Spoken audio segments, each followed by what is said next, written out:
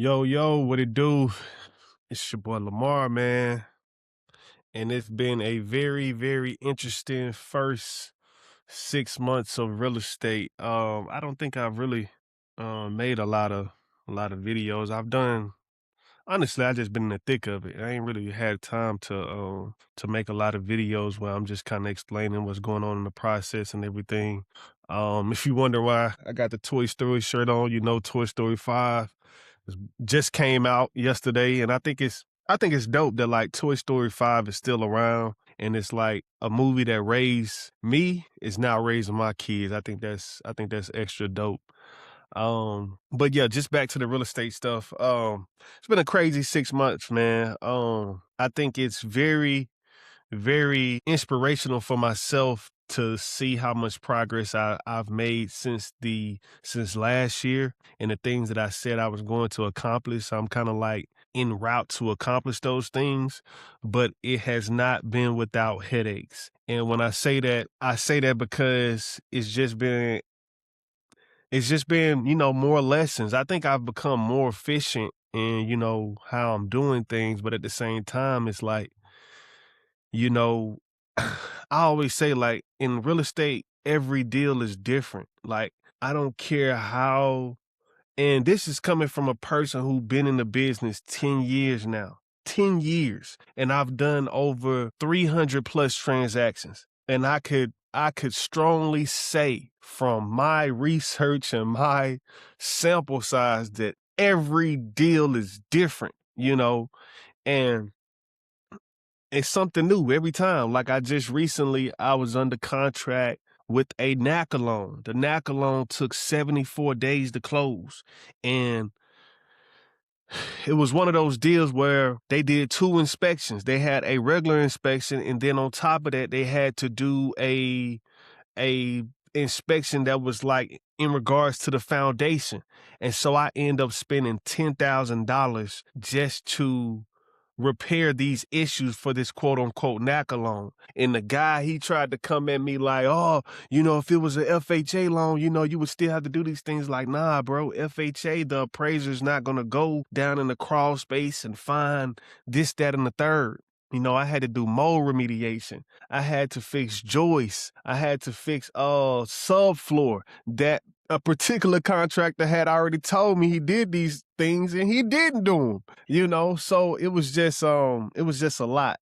And a situation like that was a lot because I was dependent on that deal to close around a certain time. And so when that deal didn't close, I had to go get extra money from my other sources. And when I get extra money from my other resources, then that's another percentage that I have to owe my other resources, so it's just like trying to get over this hump. I'm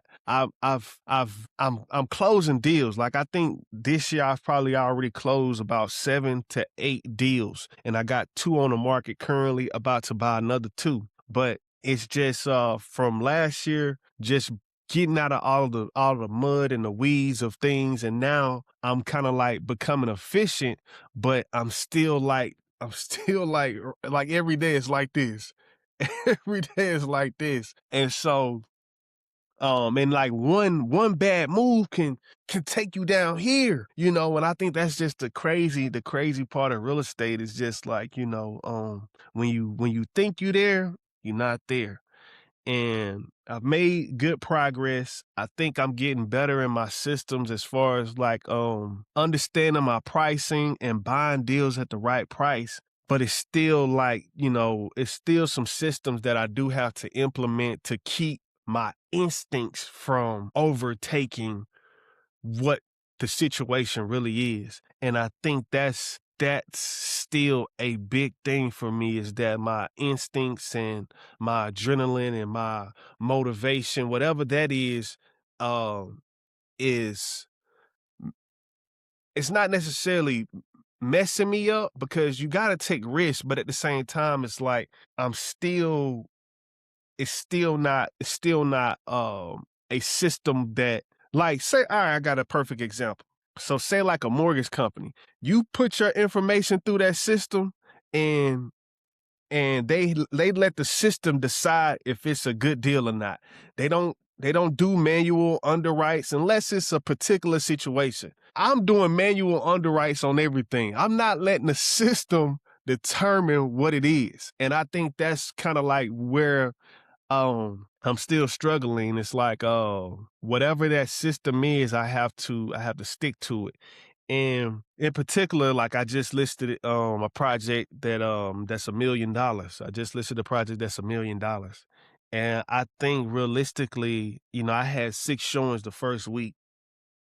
And when I'm doing this house, it's feeling real good. You do the staging, I did hardwood floors, didn't paint the outside. I wanted to paint the outside, but I had, outside people was like, no, you good on the outside. So I didn't paint the outside. So now, after the 6 showings, it's the information, the feedback it's been back and forth. Some people like the outside, some people don't like the outside. Some people like the inside, some people don't like the inside. Some people say it's not enough square footage. And so as I'm running my numbers, you get excited, man. You get excited. And I'm talking about like it's real numbers in that neighborhood, real houses that have sold for like 1.1, 1.2 million. So I'm just like, okay, like we in that price range. And so what I did was I listed under that. I listed at 1,020,000. So I came in right under that, and I got like 6 showings, but I didn't get no offers. And it's primarily because of the square footage. You got 3 bedrooms. You got 3 bedrooms and 3 full baths, and you have a basement apartment. But I think the problem is people don't like the 3 bedrooms. 3 bedrooms it ain't really a eye popper. I think you need that fourth bedroom above that main level. And so I think that's kind of like where the problem is like people they're not really valuing the kitchen in the apartment like I thought they would. So, that's a lesson learned, and people really want that main square footage on that main floor first and foremost. So with that being said, I think I was at 1,020,000, and then I came down to 995, and now shit, that's been like 3-4 days since I dropped the price, and I still ain't got no movement. So and I dropped the price early too. That's another thing, because I got a note that's $7,000 a month. So it's like I can't really play with the numbers and, wait it out like people who are probably homeowners in the neighborhood. And I will say, I'm all in around 800,000. So yeah, probably about 810. So if I could sell it for, 950, 960, it makes sense. But it's just a waiting game. And that's like one of those situations where it's like I'm here and I'm still like, 1 foot in and 1 foot over the line and 1 foot back, and it's like, that type of situation like that could take me to the next level. I mean, then I have another property that I just listed for 475, and I have absolutely no showings on that. And it's a house right down the street sold for 500,000. So I'm like, and it's a 5.3, and I got more acres, and it's not updated. So I'm just like, okay, like but see, like situations like that is like, that's an outlier, but I came in under the outlier. So I can't really be mad at myself because I came in $25,000 under the outlier. But it is Saturday. I listed on Wednesday. I have no showings. So my original thought was to list it at 465, but I didn't list it at 465 because I'm like, shit, this one sold for 500. Like, what am I doing wrong? So, but the market is telling me they don't care about that, and that's a 5.4, 3,000 square foot house, sits on a acre of land. I don't think I really showed this one too much, but let me just give you a glimpse of this one, and you tell me what you think. 60, yeah, you tell me what you think. Share screen, yeah. So you tell me what you think. 3,500 square feet, 5.3, 5.3 and a half on 1.5 acres. You got hardwood floors all the way at the bottom.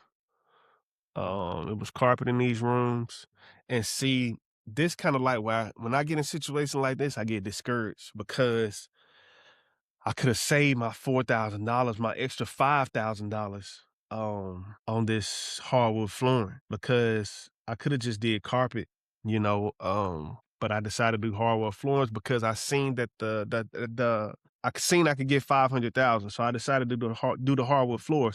And also too, for whatever it's worth, this right here was already hardwood, and the kitchen was already hardwood floors too. So it was like I only had to do this area and this area right here, and then they stained everything. So for what it's worth, like I kind of like I had to do it because it was just cheap. It was cheap in in regards to what it could be if I had to do hardwood floors throughout.